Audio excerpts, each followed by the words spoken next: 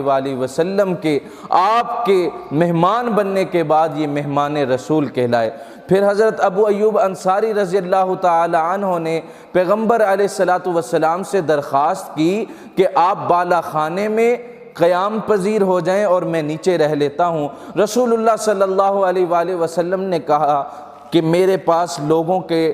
آمد و رفت ہوگی، لوگ آئیں گے، کہیں یہ لوگ تکلیف میں مبتلا نہ ہو جائیں، اور ان مسالے کے پیش نظر رسول اللہ صلی اللہ علیہ وآلہ وسلم نے نیچے رہنا پسند کیا، اور حضرت ابو ایوب انصاری رضی اللہ تعالی عنہ گھر کے اوپر والے حصے میں قیام پذیر ہوئے۔ اور بعد میں کہا جاتا ہے کہ حضرت ابو ایوب انصاری رضی اللہ تعالی عنہ نے وہ خط جو تبہ نے رسول اللہ صلی اللہ علیہ وآلہ وسلم کے لیے لکھا تھا اور اس کے اوپر اپنی مہر ثبت کی تھی، وہ بھی نبی علیہ السلام کے حوالے کر دیا۔